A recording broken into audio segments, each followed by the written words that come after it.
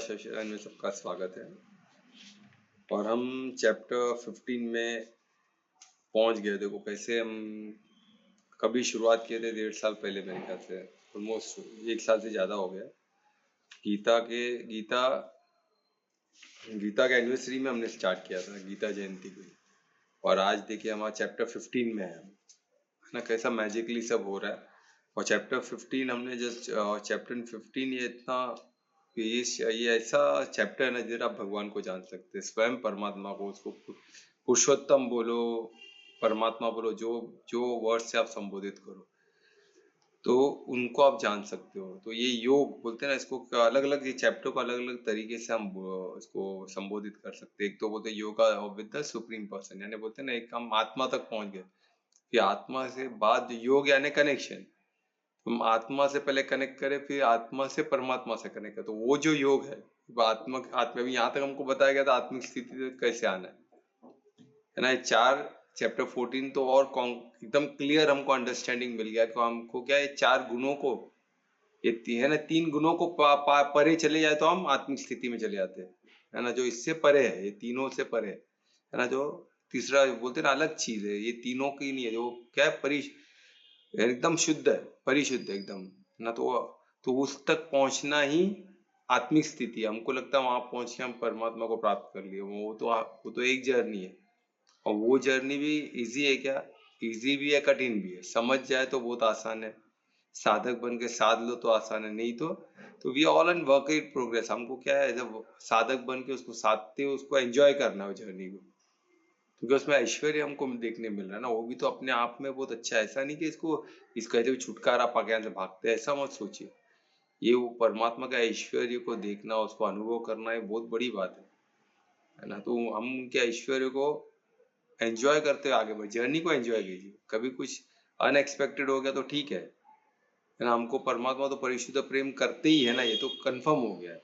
तो वो हमको कुछ नुकसान, ये तो हमारे कर्म हमको रिटर्न आ रहे हैं जो हमको पता नहीं है। तो योग माया से अदृश्य, हमने पहले कुछ किया होगा तो आ गया, तो अभी क्या करें उसको जानने की। क्यों क्यों क्यों में क्या हम अभी हमारा अभी का कर्म भी बिगाड़ देंगे। क्यों के चक्कर में नहीं पड़ना है, सब हुआ पड़ा इतना आसान है। हमको क्या, ये 3 मोड कैसे भी चलने दो, तमो रजो सतो, ये 3 सजो समझो आप तमो में ही हो। जैसे रावण तमो में ही था, पूरा तमो, उसका मोड तमो में ही था, पर वो किधर न किधर मोक्ष को प्राप्त किया। क्यों?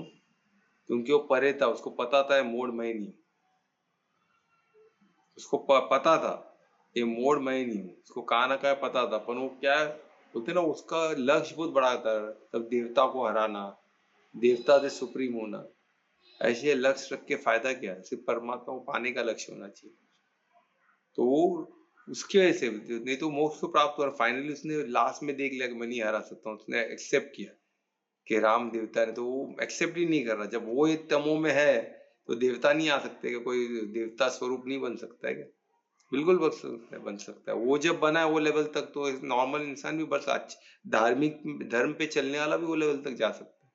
वो उसका जो रूप होगा परमात्मा का, एक धर्म पे चलना, उसका सौम्य होगा, बहुत प्यारा होगा, जैसे राम जी का था, कृष्ण का था। पर जो रावण का क्या होगा, रावण में भी सब शक्तियां थी, वो भी ये 3 मोड़ से परे हो गया। अपन वो क्या था, उसको अहंकार के कारण, वो जिद के कारण कि मैं देवता को हराऊंगा, मैं सुप्रीम हूँ, सिर्फ परमात्मा से मेरे को प्यार करते, बाकी किसी को नहीं करते। वो होता है ना कभी हमको अहम हो जाता है कि शिव सिर्फ मेरे है, बाकी किसके नहीं, बाकी सब मैं इधर हूँ इनको सब देखने के लिए। शिव तो बिजी है ना, परमात्मा तो बिजी है अपने धाम में, तो इधर ये मैं हूँ इनका राजा, तो मैं इनको दे, सब मेरे अंडर है। इस तरह का सोच परमात्मा को सब प्रिय है। जो राम का दृष्टिकोण था, राम को कितने लोग बोलते भी, लक्ष्मण खुद बोले कि सब बोलते आप भगवान हो, क्या आप भगवान हो क्या? आप विष्णु के रूप है, आप विष्णु के स्वरूप है, आप में भगवान आते हो। तो वो सब में आप में भी आप में भी है, आप भी भगवान के स्वरूप हो, कि राम जी के शब्द थे। और वाकई में वैसी है, सब में परमात्मा है, पर हम उस चीज को मानते नहीं है, उस वैसे जीवन जीते नहीं। राम जी का तो एकदम जीवन एकदम सरल था, एकदम सिंपल था, तो वैसा खुद इजी आसान है। हमको लगता है वैसे जो, तो हर कोई हमको बेवकूफ बना देगा, ये कर देगा। तो हनुमान जी है ना, कौन बेवकूफ बनाएगा? राम जी तो एकदम कुछ एक शक्तियों का यूज नहीं किए, तो परमात्मा को मान, तो उन्होंने क्या किया, हनुमान जी को भेज दिया उनकी रक्षा के लिए। हनुमान जी भी राम जी के भक्त बन के उनकी रक्षा की, ऐसा नहीं कि उनके सर पे बैठ के कि मैं शक्तिमान, राम जी तो कुछ करने, मैं ही करने आ रहा हूँ सब। वो नहीं, सोचो क्या शक्तियां कैसी होती, यही शक्तियां, ये शक्तियां अद्भुत है, यही बहुत पावरफुल शक्तियां। रावण तो हमको पावरफुल दिखता है पर है नहीं। हनुमान जी भी उनको हरा सकते थे, पर वो चाहते थे कि राम जी के थ्रू हो, उनके मैसेज ऐसा जाएगा, एक सिंपल विदाउट, बोलते ना, एक सिंपल मानव भी उनको हरा सकता है। उनको उसने वर्ण भी ऐसे मांगा था ना कि उसको कोई भी मार नहीं सकता है, तो उसने मनुष्य को एकदम तुच्छ समझा था, कि ऐसा बोलने भूल गया था कि मनुष्य भी मुझे नहीं, बोल मनुष्य क्या मारेगा मुझे, बड़े बड़े दावन वावन असुर असुर मुझे मार सकते हैं ना, देव देवता, मनुष्य को तो गिनती ही नहीं किया था उसने, उसके लिए एकदम तुच्छ थे मनुष्य। रावण उधर ही वो गलती कर दिया, और राम मनुष्य बन के, एकदम नॉर्मल मनुष्य बन के उनको हराए, उनको मारे। तो ये ऐसे लीला है परमात्मा के, तो हमको ये समझना चाहिए कि परमात्मा लीला करते, वही उनका ऐश्वर्य है, वो लीलाधर है। तो हम हमारे थ्रू भी वही लीला करेंगे, शरीर तो हम है नहीं, तो उनको लीला करने दो ना हमारे थ्रू, परमार्थी हो जाओ, हमारे थ्रू कर्म करने दो उनको। तो ऐसा ब्यूटीफुल, तो इसमें हमको पता चल गया कि हम शरीर है ही नहीं, ये शरीर भी नहीं है, उसके प्रकृति तो शरीर प्रकृति का, उसके ऊपर जो गुण है वो भी हम नहीं है, तो हम है क्या, हम सिर्फ अवेयरनेस है, कॉन्शियसनेस है, और जो परमात्मा का ऐश्वर्य है जो हमको दिया गया, हम ये सब महसूस कर सकते हैं, वो भी परमात्मा का ऐश्वर्य है। कितने लोग हैं जो आत्मिक, उनको उनमें तो भी शक्ति है पर वो महसूस नहीं कर सकते। मैं से कितने लोग को जानता हूँ जो स्मेल नहीं महसूस होता है, कितनों को सुनाई नहीं देता है, किनको दिखाई नहीं देता है, कि कुछ ना कुछ कमी क्यों होता है, किधर ना किधर परमात्मा का ऐश्वर्य कम है, क्यों, कुछ ना कुछ गड़बड़ हुआ रहेगा, हमें उसमें नहीं पड़ना है। आत्मा तो शुद्ध सत्व में, तो वो शुद्ध है, उसमें कोई प्रॉब्लम नहीं। इसमें होने से अभी हमको ये चैप्टर में वो क्लियर हो जाएगा कि आत्मा क्या है, और ये जो हम देख रहे हैं प्रकृति क्या है, और परमात्मा क्या है ना, एकदम क्लियर हो जाएगा। तो परमात्मा योग करना है ना हमें, तो वो आसान होना चाहिए ना, कि योग हम करें तो कैसे करें, हम जकड़े इसमें तो कैसे जकड़े, क्या है, तो वहां से योग पॉसिबल है कि नहीं, बिल्कुल पॉसिबल है। वो चैप्टर हमको 15 बताएगा। तो ऐसे अद्भुत चैप्टर शुरू करने से पहले परमात्मा का आशीर्वाद लेके हम शुरू करते हैं, किस तरह परमात्मा हमको मदद करते हैं, हम उनके आशीर्वाद से, उनकी मदद से स्टार्ट करेंगे। दोनों हाथों को नमस्कार मुद्रा में हृदय के पास, लंबी गहरी श्वास लें, परमात्मा के ऐश्वर्य को नमस्कार, उनको धन्यवाद दे कि हम ऐश्वर्य को समझ सकते, से अनुभव कर सकते, ऐसे उनके प्रेम के लिए उनका धन्यवाद, उनके प्रसाद के लिए, ऐसे प्रसाद के लिए,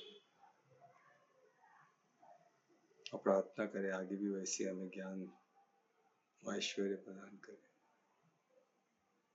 कि ज्ञान स्वरूप बन के हम स्व का और विश्व का मंगल कर सकें। फिर से परमात्मा को धन्यवाद देते, हाथों को घर्षण करें, हाथों की ऊर्जा को आंखों चेहरों पे लगाए। ओम श्री गणेशाय। तो ऐसा ही अद्भुत चैप्टर था। चैप्टर 14 हमने देखा कितना हमको बेसिक अंडरस्टैंडिंग, अभी तक चैप्टर 1 से लेके 14 तक कैसे कड़ी बाय कड़ी, कैसे स्टेप बाय स्टेप हमको परमात्मा गाइड करते हुए, एक हाथ, एक स्टेप सीढ़ी पे, जैसे बच्चों को चलाते थे वैसे चलाते हुए यहाँ तक ले गए, है ना। तो अर्जुन को कितना लकी थे, वो तो डायरेक्ट सुन पाए, तो ये भी उनकी ही बात है। तो हमको ऐसे कृष्ण स्वयं आके सुनावे तो कठिन है, ऐसा लगता है हमें, पर ये ऐसे ही, ये परमात्मा किसी न किसी का मुख यूज करके ही करने वाले, परमात्मा ने कृष्ण का मुख यूज किया, तो वैसे ही होता है। ये हमको क्या है, सरेंडर करना जरूरी है। ऐसा नहीं कि परमात्मा भी नहीं है, परमात्मा तो हर कण में है, तभी तो सब चीज एग्जिस्ट करता है। परमात्मा ने तो कुछ चीज एग्जिस्ट ही नहीं कर सकता, परम तत्व है, और परम तत्व ही बेसिक रॉ मटेरियल, रॉ चीज बोलते, जो रॉ मटेरियल लगता है ना हर चीज से, तो बेसिक रॉ मटेरियल परम तत्व, उससे सब बना है। या फिर 24-25 एलिमेंट जो भी है, वो सब परम तत्व से ही बना। ऐसा कुछ भी नहीं है जो परम तत्व के कॉम्बिनेशन परम्यूटेशन अलग अलग चीज से, वही तो ऐश्वर्य है परमात्मा, उनके सोच मात्र से। वो आप सोचो ऐसे साध हो तो आपको क्लियर हो जाएगा कि वो एग्जिस्ट है, हमको सिर्फ सरेंडर करने की जरूरत। अनासक्त होकर परमात्मा को पूर्ण समर्पण करने का, अन्य भक्ति से समर्पण, बस वो हो गया, सब काम इजी हो जाएगा। ठीक है, तो हमने 27 हमने देखा, चैप्टर 14 का लास्ट, उसमें परमात्मा ने हमको बताया कितना इजी कर दिया हमें, है ना, कि है एक्चुअली जो कंफ्यूजन है वो कंफ्यूजन क्लियर कर दिया ना, हमको क्लियर अंडरस्टैंडिंग दे दी, पर हमको अब इस पे बिलीव करना पड़ेगा, और कोई तरीका, अगर बिलीव नहीं करोगे तो कुछ नहीं हो सकता। ये एकदम हमको बिलीव तो करना ही होगा, जानना होगा, फिर बिलीव करना होगा, फिर उसको अनुभव में परिवर्तित करना। वो जब तक आप जानोगे नहीं, मानोगे नहीं, अनुभव होने नहीं वाला। क्योंकि अनुभव कौन सी चीज का करोगे आप?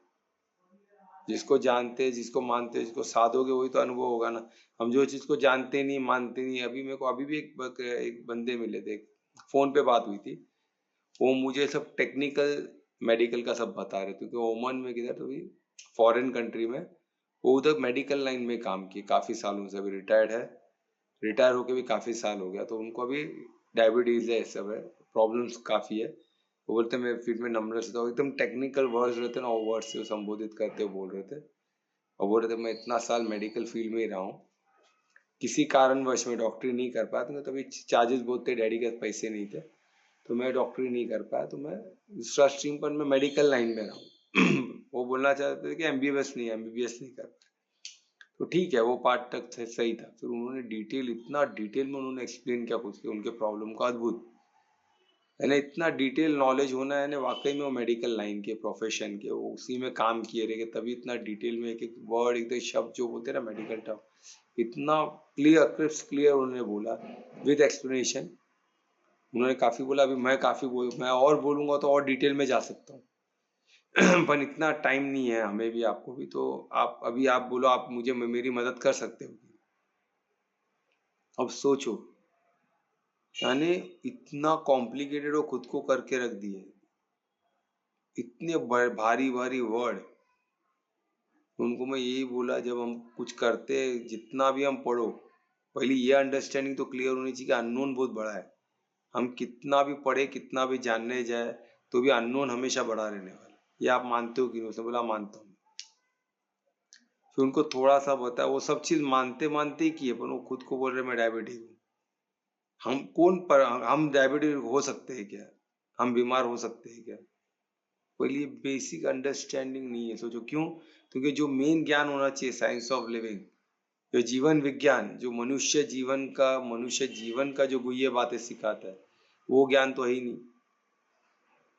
जानवर मनुष्य सब एक एक समझने वाले लोग, जो वो ज्ञान जो है ना उनका, जो बेस्ट, जो भी नॉलेज हम पढ़ते हैं नॉर्मली, जो देख रहे हैं आसपास, उसमें सब एक ही है, एवोल्यूशन से एक से होता है, इंसान, जानवर, कीड़े मकोड़े सब एक ही है, सब एक ही है। यानी ऐसी, कभी इसको क्या बोलेंगे? इंसान का योनि बहुत भाग्य से मिलता है, और उसमें विवेक जो है वही बहुत बड़ा शक्तिशाली चीज है। विवेक को अगर जो यूज ही नहीं कर पाए, डिफ्रेंशिएट नहीं कर पाए, मनुष्य जो जीवन, हमको जो मनुष्य जीवन मिला है उसका महत्व नहीं समझ पाए, तो क्या मतलब है? तो कुछ मतलब ही नहीं है ना। वो खुद I am diabetic, I am this, I am that. अरे भाई, जो खुद को डायबिटिक पहले अनाउंस कर दिया हो, तो सब जो जो रूल्स में लिखा है वो सब एप्लीकेबल होगा। सालों से दवा खा रहे, खाए जा रहे, क्या कुछ मंगल हो सकता है क्या? नहीं हो सकता। वो सिंपल चीज बताया, अभी कल मिलने वाले, देखो क्या होता है। तो ये मैं बोलने का अर्थ है, सिंपल यही है कि हम अननेसेसरी कंफ्यूजन में बहुत पड़े हुए। जैसे अब इसमें बताया कि ब्राह्मण है ना, ब्राह्मण, ब्रह्मा, ब्रह्मांड, जो भी बोलो, ब्रह्म लोग, इसमें तो कंफ्यूजन में हम पढ़, उसको ही हम और डिटेल में स्टडी के चक्कर में बहुत हाइपोथेसिस, बहुत थीसिस बनाते, उसको स्टडी करते, उसको अलग अलग लैंग्वेज में अलग अलग तरीके से बोल के हमने इतना जाति पाति, इतना रिलीजन बना के रख दिया। क्यों? कंफ्यूजन के लिए। एक वेद वेद पुराण था, उसका सार गीता है, सिंपल। पर नहीं ना, हमें अलग करना है कुछ, तो अलग करने में अलग लैंग्वेज बना दी, फिर अलग बुक लिख दिया, अलग रिलीजन, उसको फॉलो करने के लिए लोग, ऐसे करते करते करते इतना डिवीजन हो गया, वो डिवीजन में फाइट हो गया। सोचो, फाइट भी ऐसा आज भी पूरी दुनिया में युद्ध चल रहा है, उसका बेसिक यही है,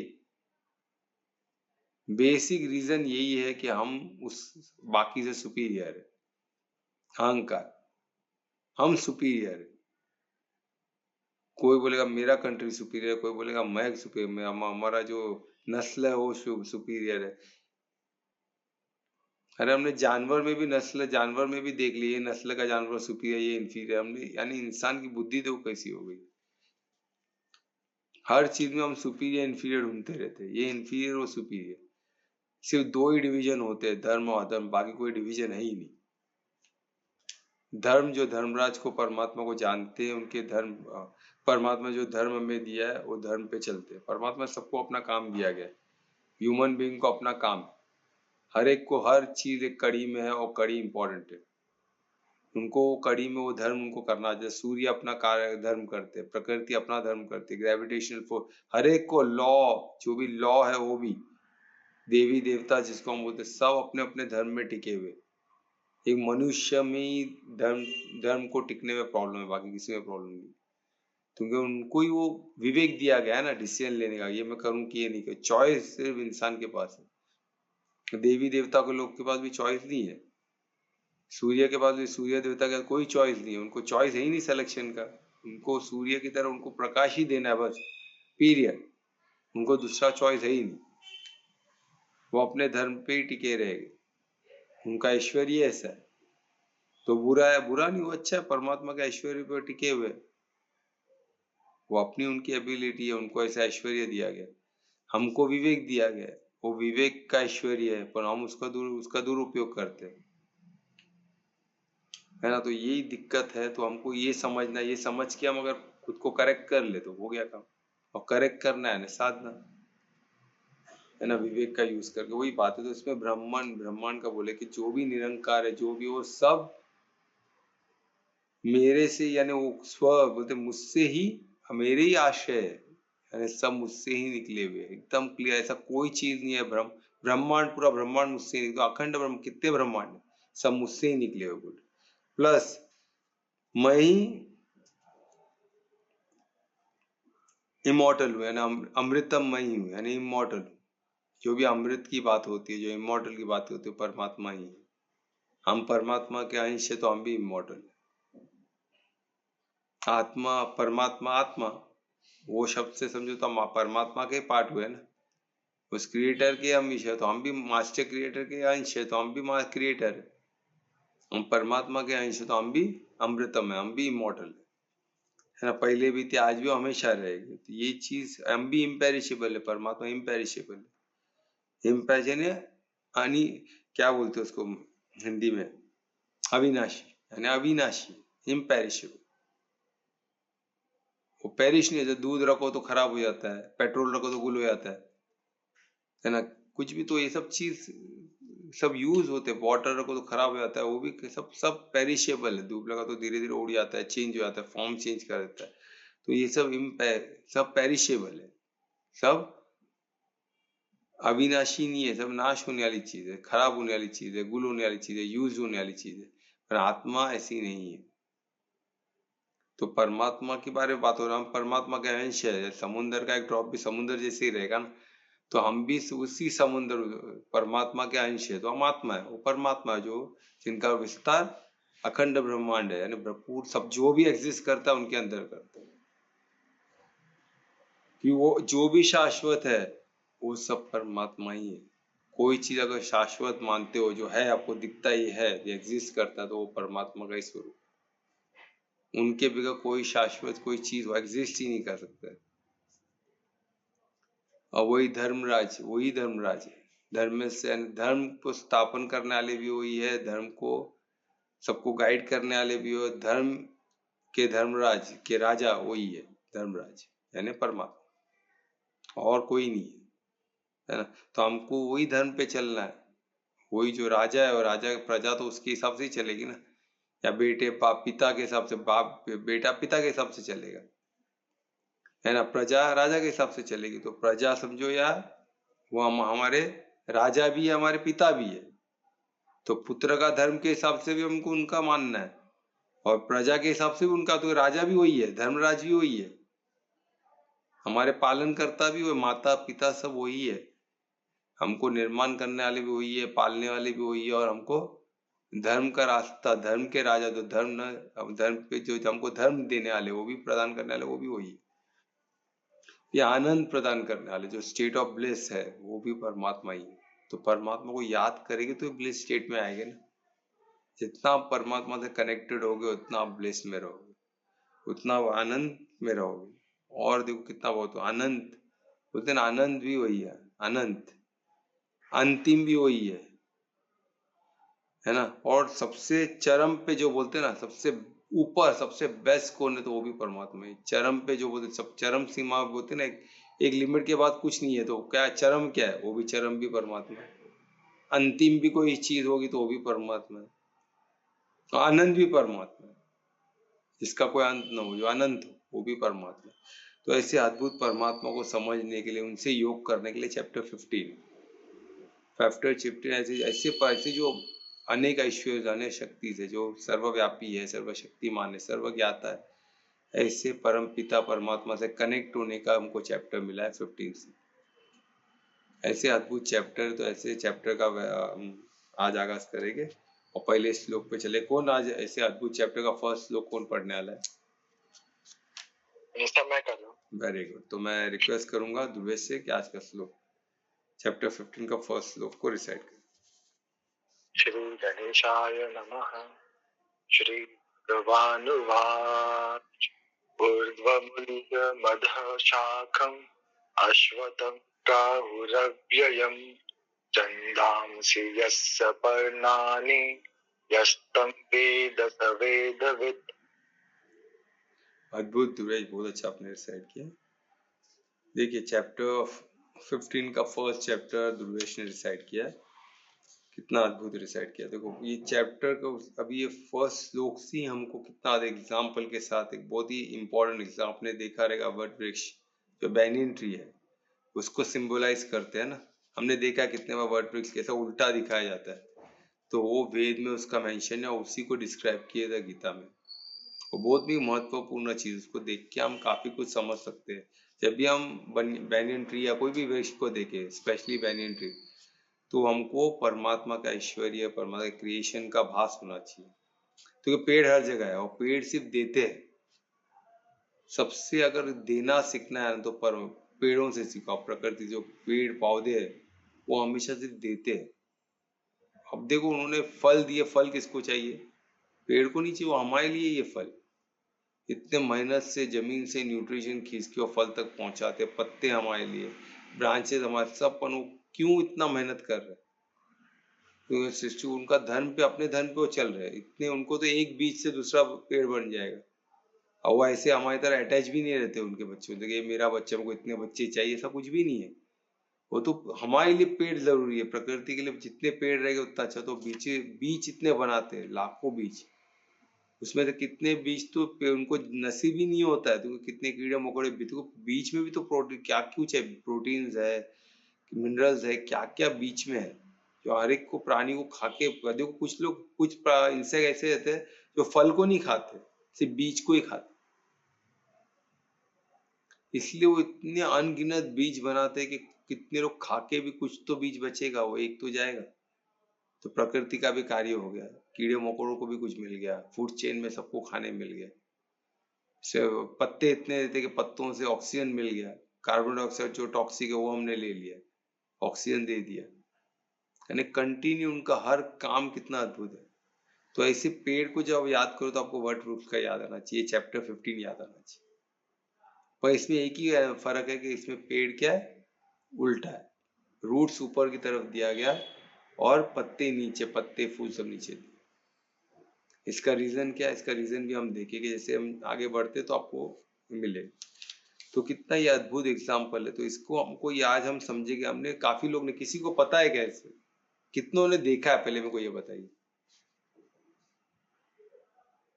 बैनियन ट्री उल्टा आप लोगों ने देखा है क्या किधर? उसको एक स्पिरिचुअल जगह पे या कोई कैलेंडर पे या कोई फोटो आपने दिया है ऐसा उल्टे झाड़ का, और उसको स्पिरिचुअल लाइफ में उसका संबोधन होता है, ऐसा किसी ने सुना है, देखा है किसी ने? हाँ सर, बैनियन मतलब ये पीपल का झाड़। हाँ सर। देखी हो तुमने फोटो? उल्टा नहीं देखा सर, नॉर्मल देखा है। उल्टा कहाँ देखा है? हाँ सीधा देखा, उल्टा नहीं। हाँ, तो सीधा तो रियल, में रियल की बात नहीं कर रहा हूँ, पेंटिंग में, मंदिरों में, किधर स्पिरिचुअल, किधर भी स्पिरिचुअल में जाते, किधर भी स्पिरिचुअल गैदरिंग में, तो उधर उल्टा पेड़ को दिखाया जाता है, मैंने देखा है। ऐसे फोटोज में, पिक्चर में संबोधित किया जाता है स्पिरिचुअलिटी में, उल्टे पेड़ का। सब जने देखा हाँ, होगा, मैंने ध्यान नहीं किया होगा। भी देखा है। नहीं देखा किसी ने, फोटो भी नहीं देखा किसी ने। मैंने देखा है सर, पेंटिंग में। पेंटिंग में देखा है ना, वही तो। उसको कुछ समझे हो क्या, क्यों ऐसा बना है, उल्टा क्यों पेड़ को बताया गया। नहीं सर, मुझे लगा ड्राइंग उल्टा बना दिया है। अच्छा अच्छा अच्छा। और कोई, किसी ने देखा है कि किसी ने नहीं देखा, बाकी लोगों ने उल्टा नहीं देखा है सर। उल्टा नहीं देखा है। कल्पना तुमने देखा है? नहीं सर। कोमल? नहीं। अच्छा अच्छा। प्रज्ञा मैम आपने देखा है? कमलेश जी, शिल्पा? नहीं सर। नहीं देखे, चलो। शिल्पा तुमने देखा है? चलो ठीक है। दुरेश ने भी नहीं देखा है। तो ये काफी जगह पे रखा जाता है, पर उसके बारे में वर्णन कोई करता नहीं है। पर जितने बार भी गीता में इसका वर्णन है, सोचिए चैप्टर 15 में श्लोक 1 से इसका वर्णन किया, काफी आगे तक इसमें। अब डिटेल में देखो, इसको ही लेके काफी एग्जाम्पल क्लियर किया, काफी श्लोक में इसका वर्णन होगा। तो इसमें बताया गया ऊर्ध्व मूलम, यानी ऊर्ध्व मूलम उल्टा, उल्टे दिशा में, उल्टे दिशा में बढ़ने वाला है ना, उल्टा उल्टा है ना। जैसे नॉर्मली क्या होता है, पत्ते नीचे, पत्ते ऊपर होते हैं, रूट नीचे होता है, तो ये उल्टा दिखाया गया है ना। उल्टा पेड़ जो होता है, वो इसका ही वर्णन इसमें किया गया है ना। ऐसा ये सेम वर्णन वेद पुराण में काफी डिटेल में हुआ है, तो वो इसमें बताया गया कि उद्भव मूलम यानी उल्टा, उल्टे दिशा में, उल्टे की ओर बढ़ने वाले, है ना। और इसमें उधम यानी और डाउनवर्ड, है ना। उसका जो रूट्स है वो नीचे की ओर, ऊपर नीचे और नीचे ऊपर। आप समझा रहे, रूट जो ऊपर की तरफ जा रहा है, और उसका पेड़ पौधे जो ऊपर की तरफ होना चाहिए वो नीचे की तरफ जा रहा है, यानी बढ़ रहा है लिटरली। रूट्स ऊपर की तरफ बढ़ रहे हैं। और हम देखते हैं ना, पेड़ नॉर्मली कैसे बढ़ता है, रूट जमीन की तरफ बढ़ता है, और जो पकड़ के रखता है अर्थ को, है ना। और ऊपर का और डीप डीप डीप जाता है तो न्यूट्रिशन मिलता है उसको उसका जीवन उसी से संभव है।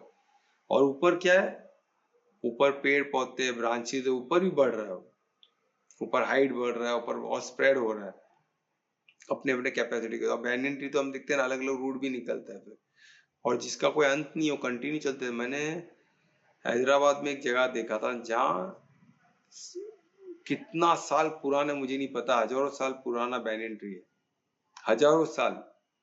और उसका इतने बड़े, मेरे ख्याल से 3-4 एकड़ में स्प्रेड आउट है। उसमें से मेन ब्रांच, उसका मेन जो मूल किधर है का भी पता नहीं किसको। ऐसे झाड़ कनेक्ट है उसका नीचे के, फिर उधर एक बड़ा ब्रांच बन गया। सब बड़े बड़े ब्रांच इतने दिखते हैं कि समझ भी नहीं आता है कहाँ से चालू हुआ, सब एक ही है।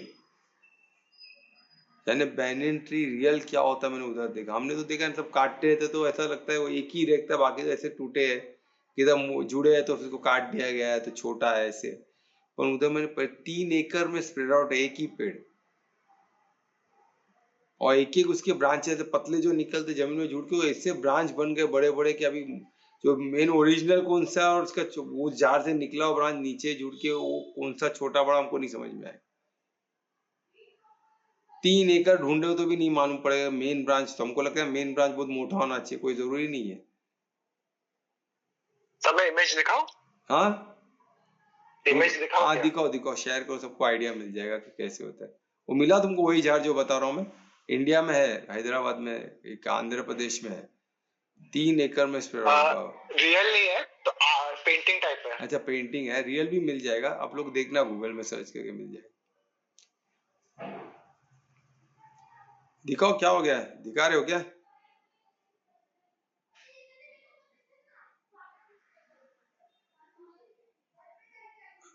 ये क्या दिखा है?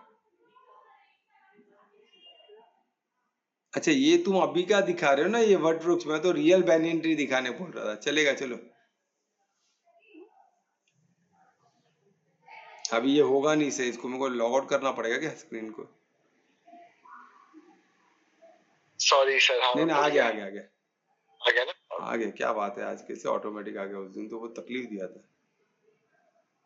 चलो, अभी आपने देखा, यानी ये बैनियन ट्री, इसको लाइफ जो हमको लगता है ना कि क्या ये कंटिन्यू फॉर्म में है और सब एक दूसरे से कनेक्टेड है। हमको लगता है ना हम, वो बॉडी अलग है, हम बॉडी अलग है, सब हम कनेक्टेड है। और ये मैं डिटेल में जाऊंगा, एडवांस में हम और डिटेल में जाएंगे, पर अभी हम इसके हिसाब से समझते हैं कि ये श्लोक 1 में क्या बता रहे, एकदम सिंपल बता रहे कि यानी जो पहले पेड़ उल्टा है, जिसका रूट ऊपर है और जो लीव्स है, फल है, फूल है, वो सब नीचे की तरफ है, डाउनवर्ड है, ऊपर ऐसा उल्टा हो गया उद्गम।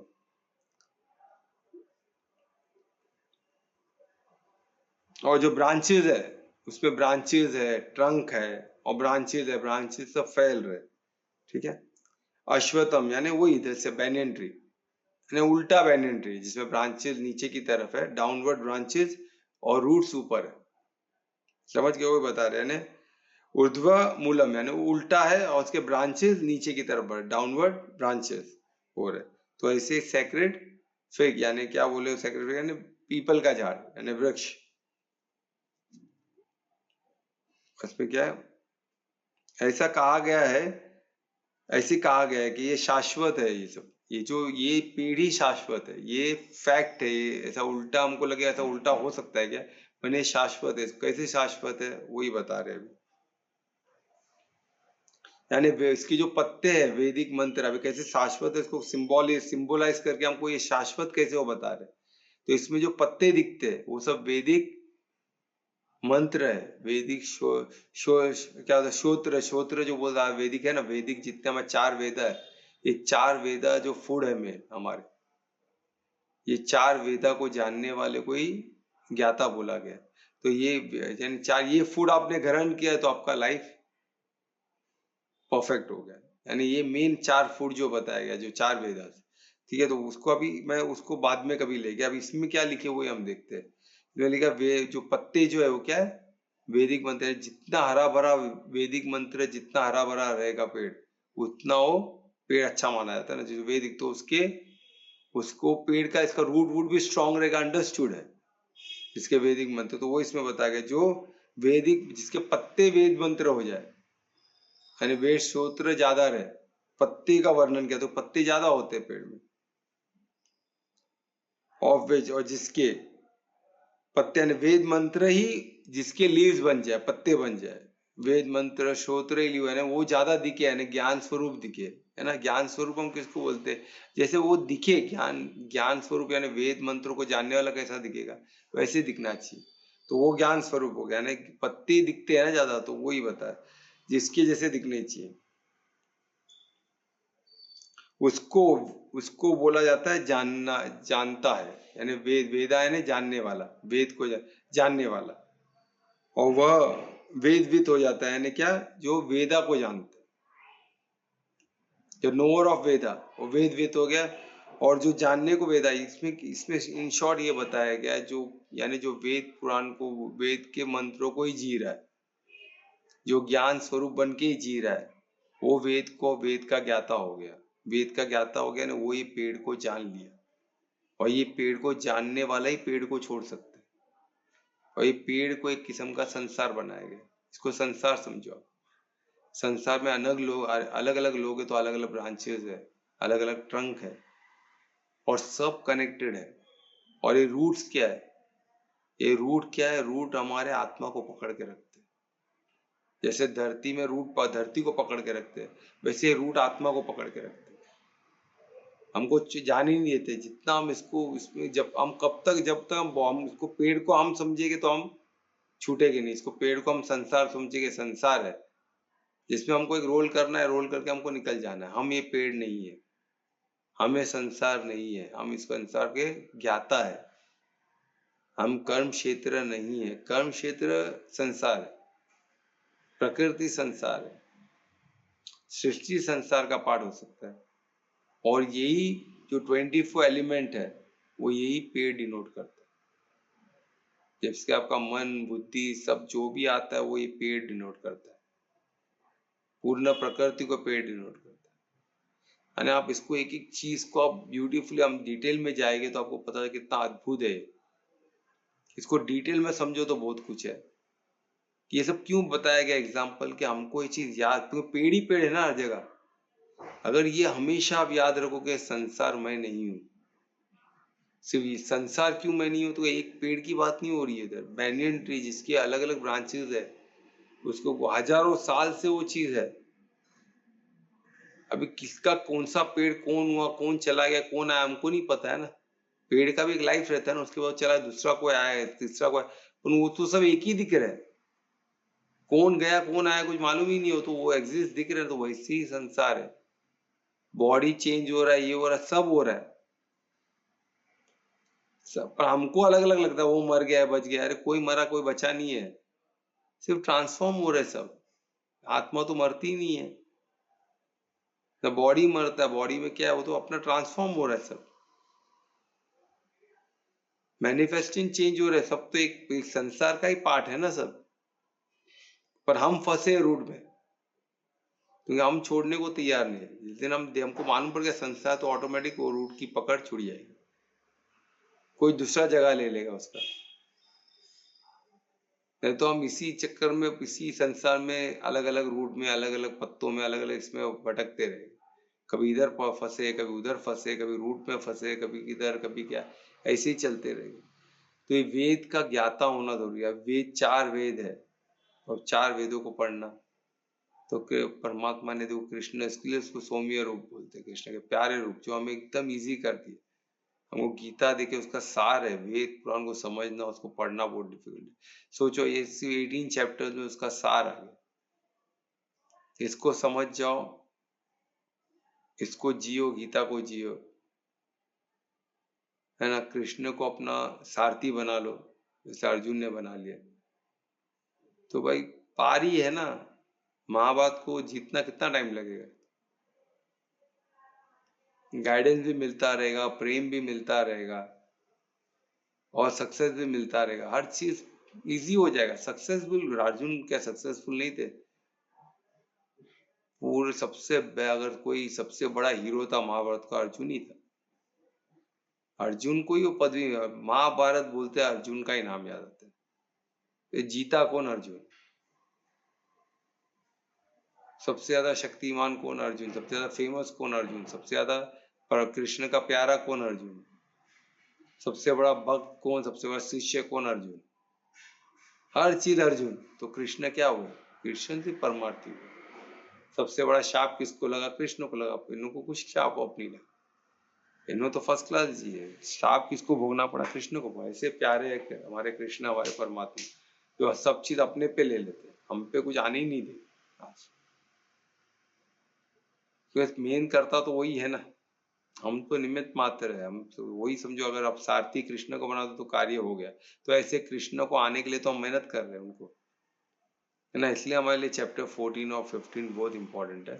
तो चैप्टर 14 तो हमने समझ लिया, तो रिवीजन में हम कर सकते हैं, रिकॉर्डिंग सब अवेलेबल है। इसको रिकॉर्डिंग देखो, समझो, खुद के नोट्स बनाओ। जिस दिन आपने नोट्स बना दिया, आपको क्लियर हो गया, तो काफी बर्डन हट जाएगा। ये जीवन जो बर्डन लग रहा नहीं लगेगा तुमको। बैनियन ट्री है ना, वो झाड़ कितने ब्रांच, कितने शाखाएं, अभी कितना शाखा हमने बदले हमको नहीं पता। कभी ये शाखा में, कभी ये शाखा, हमको ब्रांच को हम छोड़ ही नहीं, वो रूट को छोड़ ही नहीं ना। कभी ये रूट, कभी ये रूट, कभी पत्ते में फंसे हुए, कभी ब्रांचेस में फंसे हुए, किधर ना किधर फल में फंसे, किधर ना किधर हम फंसे हैं। रूट तक पहुंच गया तो रूट ने पकड़ के रखा है हमको। रूट से भी निकलना तो पड़ेगा ना हमें। धीरे धीरे धीरे धीरे रूट तक, रूट भी तो पकड़ के रखता है ना। रूट का पकड़ छोड़ना कितना डिफिकल्ट है। वो कब छूट सकता है? जब परमात्मा को हमने याद किया। परमात्मा हमारे सब सरल कर देगा, है ना। तुमको उनसे बढ़कर कोई है क्या? हर चीज उनसे ही, हर चीज उनसे ही निकली हुई है। उनसे उत्पत्ति हर चीज, ये हमको याद रखना चाहिए। तो ये था ऐसा चैप्टर, हमने 15 की शुरुआत कर ली, जो श्लोक 1 से। तो कुछ क्वेश्चन है तो पूछ सकते हो प्लीज। सर मतलब हम रूट्स के ऊपर है, ऊपर रहना है हमें, ये रूट्स पे रहना है। हमें पहली बात तो समझना है, देखो हम किधर है हमको नहीं पता है।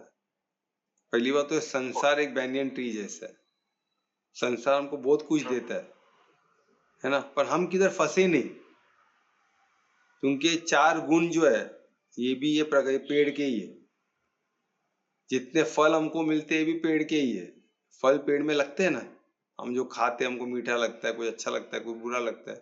वो हमारा प्याज भी वो पेड़ हमको बहुत कुछ देता है, छाव देता, सब देता, सबको पेड़ से मिल रहा है।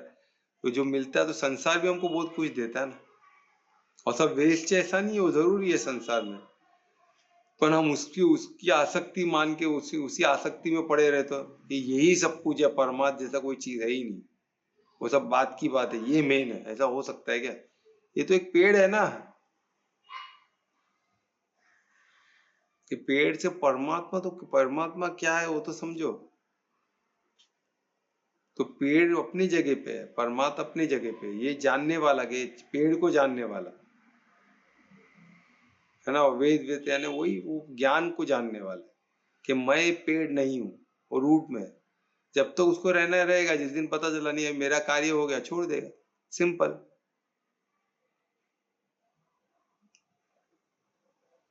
समझ में आ गया? हाँ हमें ऐसे बनना है कि हम जब तक चाहे रह सकते हैं, परमार्थी बनकर हमको रूट में रहना है, सब कोऑर्डिनेट करना है, सब बराबर चल रहा है। धर्म पे मेरा भाव परमार्थ है, मेरे हर कार्य में दिशा दे रहा हूँ, कर्म क्षेत्र को धर्म का दिशा दे रहा हूँ। या तो मैं परमार्थी बन के जो कर रहे परमार्थी कर रहे मेरे थ्रू, वैसा बन गए तो अद्भुत, नहीं तो एटलीस्ट निमित्त मात्र तो बनो। साक्षी बन गए तो बहुत अच्छी बात है, नहीं बन सको एटलीस्ट निमित्त तो बनो। परमार्थी भाव परमार्थ का रखोगे, स्वार्थ को हटाओ, परिवार को हटाओ। किधर भी फंसे तो आप पेड़ में ही फंसे हो, बैनियन ट्री को ही संसार में फंसे हो। जीना है, जीने को कोई मना नहीं कर रहा है, अपन आसक्ति नहीं रखनी है कोई किस्म की। हमको पता होना चाहिए पेड़ संसार है, हम उससे परे, हम बंदे, हम वो छोड़ नहीं रहे रूट को, बिकॉज हम छोड़ के तो हम जो धार्मिक का जो उसको, पेड़ से तो सब मिलता है ना रस, झाड़ को, तो हम अगर धर्म का रस दे तो पेड़ धार्मिक हो जाएगा ना। तो हमको रस उसको प्रेम का देना है, और हम सब कनेक्टेड है, बाकी जीव जंतु सब कनेक्टेड है बैनियन ट्री की तरह। तो हम सिर्फ ये पेड़ को नहीं, हम सबको दे रहे हैं। हमको लगता है सिर्फ मैं मेरे परिवार को दे रहा हूँ, मैं मेरे इसको दे रहा हूँ, नहीं, आप जब देते हो तो आप सबको दे रहे हो, धीरे धीरे धीरे धीरे पर्कुलेट होगा। क्योंकि वो किधर फंसा है, दूसरा आत्मा किधर, हमको नहीं पता ना, पर हम धीरे धीरे दे रहे हो, नरिशमेंट सबको पहुंचता है। आप बैनियन ट्री को देखो, एक रूट में आप पानी डालो सबको मिलेगा, ऐसा नहीं कि वो एक को ही मिलेगा, बाकी सब वो सब जुड़े हुए है ना। तो उसी तरह जब मैं नरिशमेंट दूंगा तो सबको मिलेगा, वो 100% होना चाहिए। अब मैं गलत किया तो वो भी सबको पहुंचेगा। इसलिए तो कलयुग में हम बोलते इतना अच्छा करके भी हमारा अच्छा क्यों नहीं होता, बिकॉज मैक्सिमम लोग बुरा कर रहे हैं ना कलयुग में। इसलिए तो हम क्यों एक ऐसा जगह में जाना चाहते हैं जहाँ कोई भी आसपास कुछ गंद ना हो, क्योंकि हमारे में इतनी शक्ति नहीं है कि हम उसको रोक सके। तो हम ऐसे गंद से पहले निकल के ऐसी जगह पे जाए, और वहां बच्चों को रोके कि बच्चे प्योर हो। तो एक बार वो एक एज क्रॉस कर लिया, उनको ज्ञान स्वरूप बन गए, रूट पे है, रूट पे होगा तो रूट तो देता है ना, लेता थोड़ी ना है। रूट को लेते हुए देखे हो क्या आपने कभी? कितने लोग रूट को जानते हैं, रूट के स्वभाव को जानते हैं, बताओ। अगर मैं रूट में हूं तो मेरा क्या रहेगा? धरती से आप लोगे ना। हाँ, तो मैं परमात्मा से कनेक्टेड हूं ना, पर मैं फंसा रूट को पकड़ के रखा हूं, तो मैं परमात्मा से लेके रूट को दूंगा, तो रूट को नरिश करूंगा तो किसको पहुंचेगा? पेड़ को। पेड़? कौन से पेड़ को? बॉडी। बॉडी को? किसकी बॉडी? हमारी। एग्जाम्पल कैसे दे? सबकी बॉडी ना, बैनियन ट्री सब कनेक्टेड है ना हर बॉडी से। पर जो नजदीक है उसको पहले मिलेगा, वो पर्कुलेट तो होगा, फिर वो फल बनेगा, फल कोई खाएगा तो उसको भी मिलेगा। फिर कोई बी आके बैठेगी, बी वो हनी लेके जाएगी फल, तो वो भी उस पर सब जगह नरिशमेंट पहुंच रहा है ना। सब पेड़ से ही चल रहा है ना, पेड़ ही ऑक्सीजन देता है। आप सोचो तो पेड़ ही से तो सब चल रहा है पूरा चेन, पेड़ नहीं तो कुछ नहीं। क्या मानते हो कि नहीं? हाँ सर। तो बस यही है, तो इसलिए तो सिंबॉलिक को बताया गया है कि हम क्या है, हम अगर रूट में है तो हम कुछ लेता नहीं, हमसे देवता है। इसलिए हमको सिर्फ देने का सोचना है। अरे हम कोई हमको क्या देगा? हमको जो चाहिए वो किसी की औकात नहीं हमको जो दे देगी। सोचो, हमको जो चाहिए वो किसी की औकात है क्या देने की? हमको कृष्ण से मिलना है, कौन दिला सकता है? बोलो मेरे को एक नाम बता दो। चलो, अंबानी, ट्रम्प, और नाम लो ना, कौन दिला सकता है? वो कृष्ण को कौन मिला सकता है बताओ? वो कृष्ण चाहिए तो कौन मिला सकता है बताओ? खुद से, हाँ, खुद से कोई मिला नहीं सकता। अरे बाबा, खुद से बराबर है तो हम किससे उम्मीद क्यों लगाते बैठते? फिर वही तो बता रहा हूं मैं, किसी से मांगू क्यों? मेरे को जो चाहिए मुझे पता है, वो कोई दे सकता है क्या? नहीं दे सकता तो मैं नीचे पेड़ में फल में ढूंढते क्यों बैठूं? उधर उधर जाके कुछ फायदा नहीं, मैं रूट पे बैठूं ना, रूट पे बैठूं, रूट को नरिश करूं, ऐसा एनवायरमेंट बनाऊं कि कृष्ण आ जाएगी उधर। कृष्ण एनर्जी फॉर्म में है ना। अब परमात्मा कंटिन्यू एनर्जी लेते रहेंगे तो जब एनर्जी आप कंटिन्यू परमात्मा से ले रहे हो और कंटिन्यू परमात्मा से सिर्फ आप बोल रहे हो मुझे कृष्ण का आपका सौम्य रूप देखना है। अर्जुन ने मांगा तो नहीं दिखाया उसको? दिखाया कि नहीं दिखाया? दिखाया। हाँ, तो वो रूट में था, वो रूट पे बैठा था। आपको इधर महाभारत में दिख रहा है, पर था तो बैठा रूट पे ना। रूट पे ही बैठा हुआ आदमी ऐसे क्वेश्चन पूछ सकता है।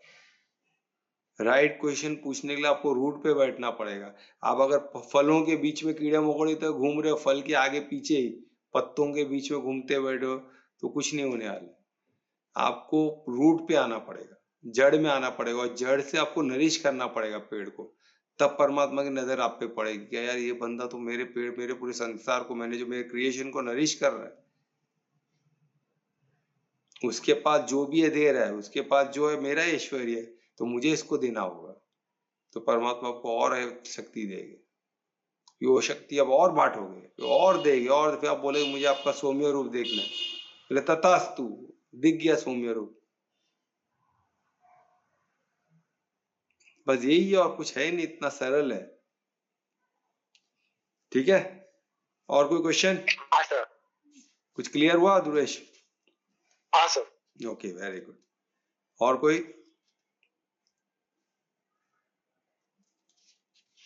क्वेश्चन है? फाइनल कॉल फॉर क्वेश्चन नहीं है तो हम कीर्तन कौन करेगा आज? सर मैं कर रहा हूँ। तो मैं रिक्वेस्ट करूंगा दुरेश को कि आज का कीर्तन करें। श्री गणेशाय नमः।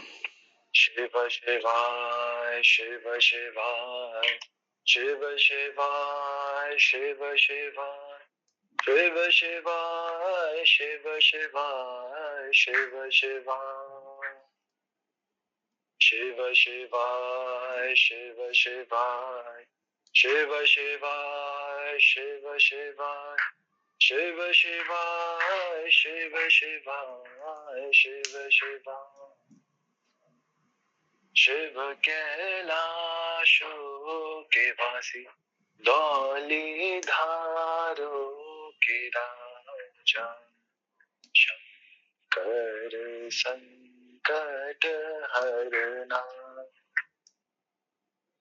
शंकर संकट हरना शिव कैलाशों के वासी धौली धारों के राजा शंकर संकट हरना शंकर संकट हरना तेरे कैलाश शोक अंत न पाया, अंत बेअंत तेरी माया। तेरे कैलाशों का अंत न पाया, अंत बेअंत तेरी माया। शिव कैलाशों के वासी, धौली धारों के राजा, शंकर संकट हरना, शंकर संकट हरना। शिव कैलाशों के वासी, धौली धारों के राजा, शंकर संकट हरना, शंकर संकट हरना।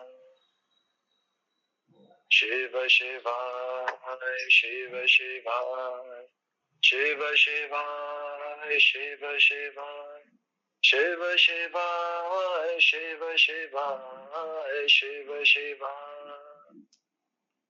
शिव शिवाय शिव शिवाय, शिव शिवाय शिव शिवाय, शिव शिवाय शिव शिवाय, शिव शिवाय शिव शिवाय शिव शिवाय, शिव शिवाय।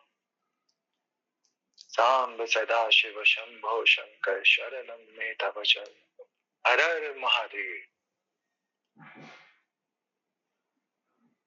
हर हर महादेव। दुरेश बहुत अच्छे, आज एक नए अंदाज में, इतना स्लो।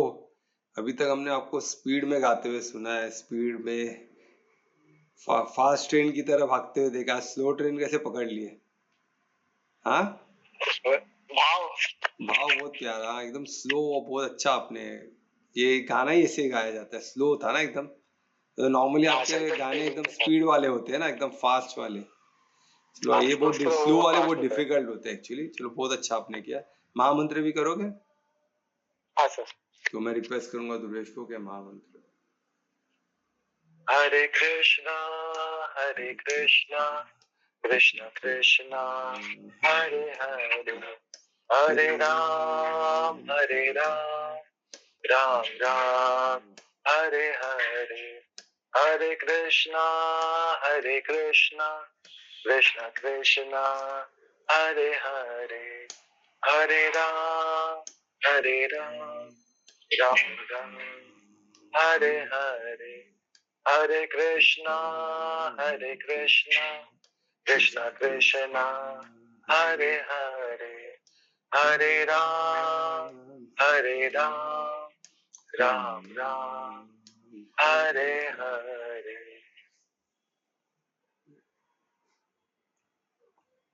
धन्यवाद दुर्वेश महामंत्र के लिए। तो इस महामंत्र के साथ आज का सेशन यहाँ ही समाप्त करते, कल फिर मिलेंगे नए श्लोक के साथ।